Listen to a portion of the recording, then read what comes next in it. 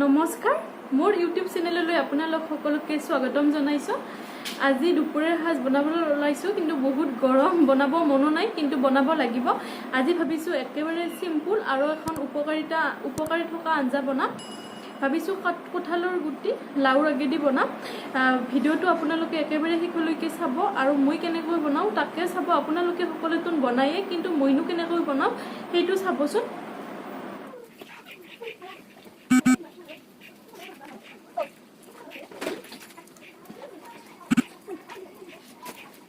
কঁঠালৰ গুটিকেইটা এতিয়া এৰুৱাই লওঁ।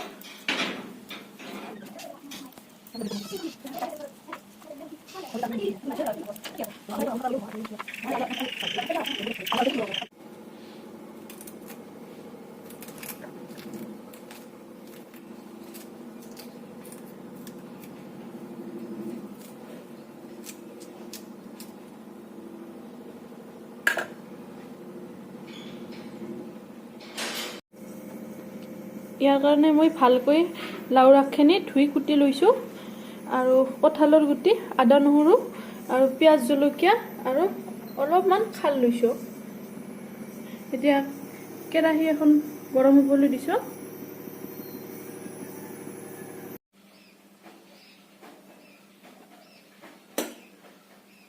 কেৰাহীখন পাতি দিলোঁ, তেলখিনি গৰম হ'ল। এতিয়া পিঁয়াজ জলকীয়া দি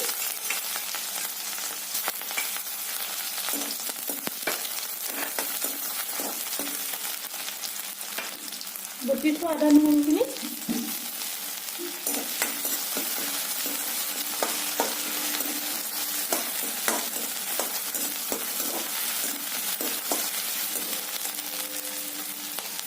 হালধি,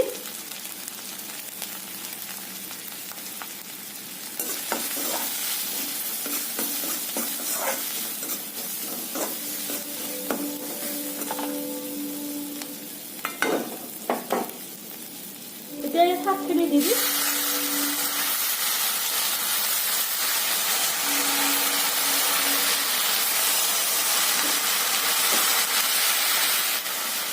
এতিয়া এদিন কঁঠালৰ গুটিখিনি এৰুৱাই যাওঁ।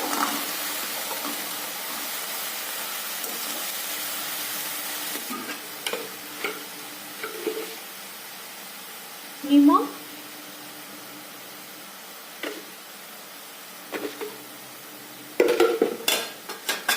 এইখিনি অলপ সময় ভাজি ল'ম ভালকৈ।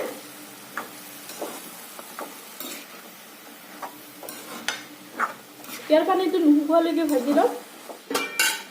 অলপ সময় ঢাকনিখন লগাই থৈ দিলোঁ।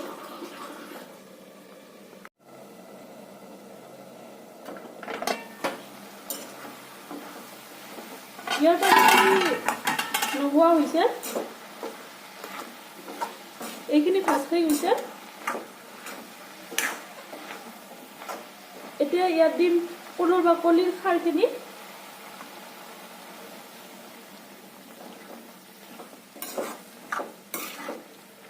এইখিনি দি এই পানীখিনি ইয়াত নুশুকোৱালৈকে ভাজি থাকিম। ইয়াৰ পানীখিনি শুকোৱালৈকে ইয়াত ঢাকনিখন দি দিম।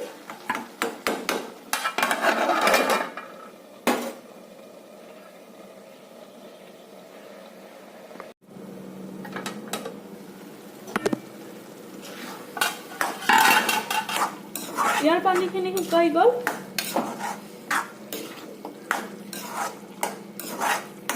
ধুনীয়াকৈ এইখিনি থুপথুপীয়া নিচিনা হৈ গ'ল। আপোনালোকে এবাৰ এনেকৈ বনাই খাবচোন, বহুত সোৱাদ লগা হয়।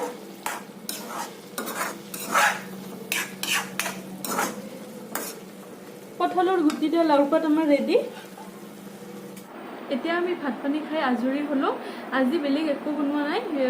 কঁঠালৰ গুটি লাউৰ আগ তেনেকৈ বনাইছিলোঁ আৰু এখন ভাজি, দাইল বনাইছিলোঁ। খাবলৈ বহুত সোৱাদ লগা হৈছিল। আপোনালোকে নিশ্চয় এবাৰ বনাই খাব।